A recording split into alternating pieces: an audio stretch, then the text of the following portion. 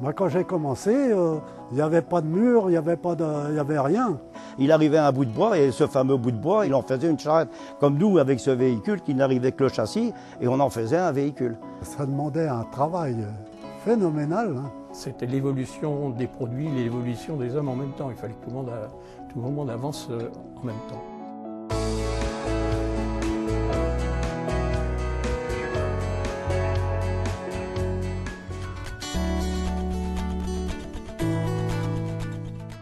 En 1889, alors que l'inauguration de la Tour Eiffel fait la une de l'actualité, le charron René Le Godet quitte son petit village d'Ernée pour s'installer à Laval.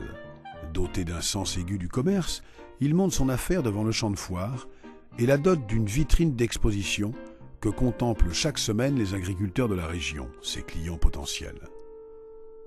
Très vite, la maison Le Godet devient une référence en matière de charrette anglaise et plus de 10 000 unités sortiront de ses ateliers, équipés d'un matériel acheté lors de la grande exposition universelle de 1900. Successeur de son père, René Junior poursuit l'expansion de l'entreprise familiale jusqu'à sa mort brutale en 1925. 4 ans plus tard, sa fille unique, Angèle, épouse un ancien apprenti, Marius Gruau. Issu lui-même d'une longue lignée de charrons, il prend à 22 ans les rênes de la maison Le Godet, alors que la traction mécanique révolutionne le métier.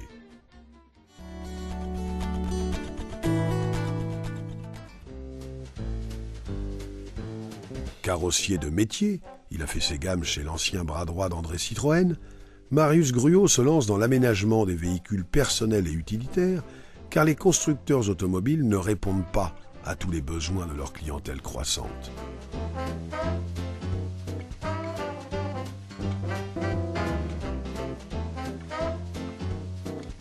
Après la guerre, la carrosserie, qui a pris le nom de Gruau en 1933, décroche en 1955 une grosse commande de 250 autocars sur Citroën T55 pour l'armée de l'air.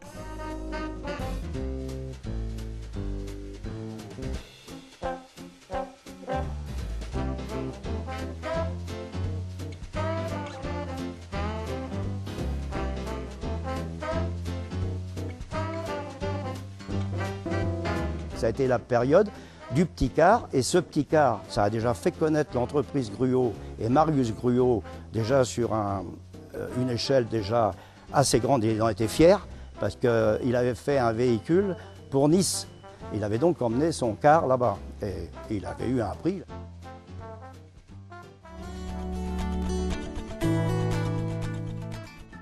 Pour répondre à son développement industriel, l'entreprise déménage son centre de production dans une nouvelle usine rue du Ponceau à Laval.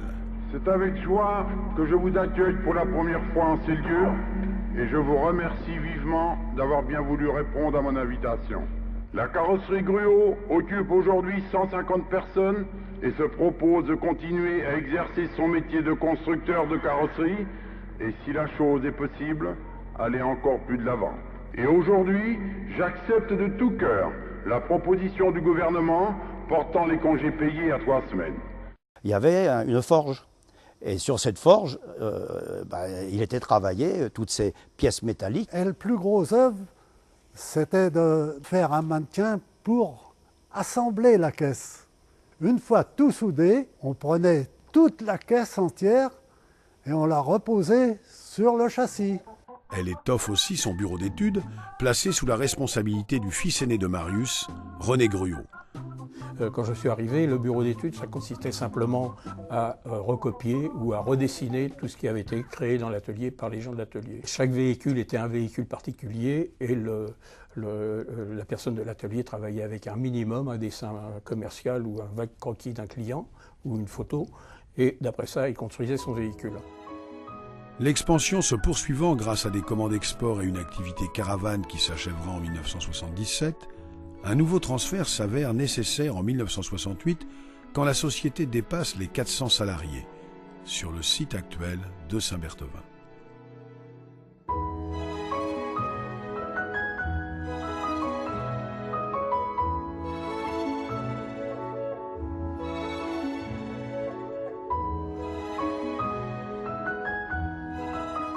En 1979, après 50 années de patronat, Marius Gruau confie les clés de la maison à René, qui a su gagner ses galons de PDG en redressant la société après une période difficile en 1977. Je peux parler surtout de l'arrivée de René Gruau avec la première industrialisation, on va dire ça comme ça, bureau d'études, où les produits forcément arrivaient dans l'atelier, chose nouvelle avec des plans.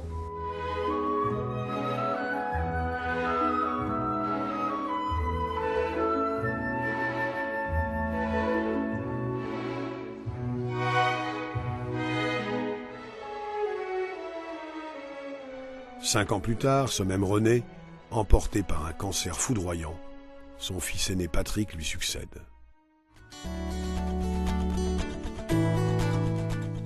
Cinquième capitaine de l'entreprise familiale qu'il a rejointe en 1980 au service commercial, Patrick Gruau va mettre en place une démarche qualité totale dont le moteur est le management participatif. Ça a été une époque très riche, très forte, et je crois qu'aujourd'hui le management participatif, il est ancré dans la culture Gruau. Même si on parle de développement durable aujourd'hui, ce sera quand même par un système de pilotage, de management qui est lié entre les êtres humains et avec les bonnes volontés pour faire en sorte que les gens comprennent pourquoi on est là, pourquoi on peut faire autrement, pourquoi on peut faire mieux vers le client. En 1989, 100 ans après sa création, l'entreprise lance un minibus, le MG36. Nous avons été aussi le premier carrossier à développer la voiture société sur véhicules de tourisme 4 portes, la porte latérale sur les fourgonnettes qui aujourd'hui sont intégrées au tarif des constructeurs, l'allongement d'une fourgonnette qui est également intégrée au tarif du constructeur et un certain nombre d'autres produits comme cela. Après une première opération de croissance externe déterminante en 1987 avec Gruau Paris, la société s'implante à Saint-Étienne en 1991 via le rachat d'une entreprise spécialisée dans le funéraire, Ducarme. Au début des années 90, pour assurer un service de proximité auprès de tous ses clients en France, Gruau met en place le premier réseau de distributeurs de carrosserie en kit. En 1993, il devient le premier carrossier européen à être certifié ISO 9000. En 1995, Gruau décroche le prix français de la qualité et accélère son expansion par des opérations de croissance externe. Au Mans, il rachète une entreprise de véhicules isothermes, Isberg, et à Beaune, la société Picot, spécialisée dans les ambulances pour pompiers et les véhicules de première intervention. 3 ans plus tard, après avoir capté un appel d'offres d'aménagement de minibus pour Renault, il crée près de Metz, Gruau Lorraine. En 2001, il rachète les sociétés Petit à Tours et Sanicar à Grenoble et donne naissance à un pôle ambulance qui, avec Picot, se place au 2e rang français. Dans le même temps, Gruau renforce son partenariat avec les grands constructeurs automobiles. Aujourd'hui, le statut de numéro 1 européen a été obtenu justement sur la base d'une stratégie bien pensée. Pour Kangoo, par exemple, nous avons réalisé ici à Laval plus de 50 000 véhicules. Le niveau de qualité atteint sur ces lignes en série a bénéficié à l'ensemble de la maison. En 2002, Gruau conforte son positionnement sur le fourgon grand volume 3,5 tonnes en rachetant à Lamballe la société Labbé, numéro 1 français dans le domaine.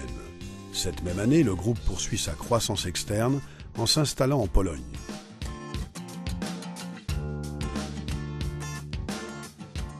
L'année suivante, en 2003, il s'implante à Barcelone en Espagne sous le nom de Gruau Ibérica, près de Renault et Nissan. Quelques années plus tard, afin de répondre aux appels d'offres pour ses gammes d'ambulances ou encore de véhicules isothermes, Gruau installe une filiale commerciale en Algérie.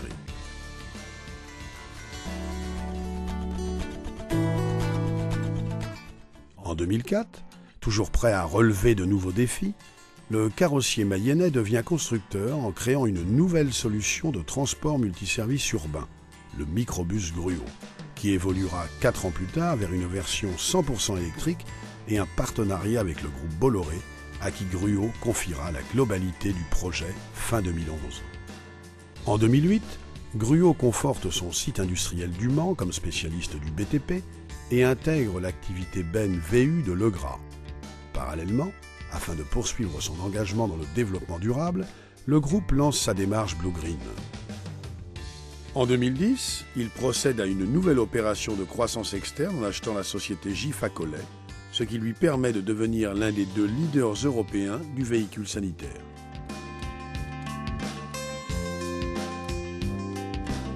Toujours dans le domaine ô combien essentiel du développement durable, Gruau crée Gruau Clean Vehicles et investit dans les véhicules utilitaires électriques en créant sa gamme Electron, la seule gamme 3,5 tonnes sur le marché du véhicule propre.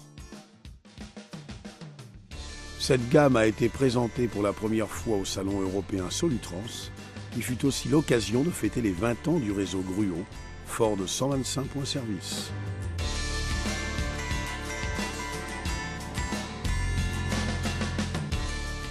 Irrigués par une culture d'entreprise qui souffla ses 120 bougies en 2009, les collaborateurs de Gruau préparent l'avenir avec confiance et enthousiasme dans le cadre du projet d'entreprise 2015, actualisé dans toutes les entreprises du groupe. Aujourd'hui, Gruau a plus de 120 ans. Ma mission, en tant que dirigeant et animateur de ce groupe familial, c'est de le pérenniser et de le développer. Cette mission est engageante et passionnante. Gruau est devenu le numéro 1 européen, multispécialiste de la carrosserie sur véhicules utilitaires. Avec les managers et tous les collaborateurs qui m'entourent, nous avons pour les prochaines années 2 défis à relever. Le premier, c'est d'internationaliser notre groupe et le second sera de proposer de nouvelles solutions électriques pour les véhicules utilitaires. Ces 2 nouveaux challenges consolident notre projet d'entreprise et ils marquent notre volonté de poursuivre cette aventure industrielle et humaine dans le respect de nos valeurs.